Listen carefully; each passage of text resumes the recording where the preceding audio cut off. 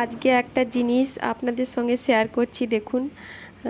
অনেক দিন আগে বলতে অনেক দিনই আগে, প্রায় বছর চারেক হয়ে গেল।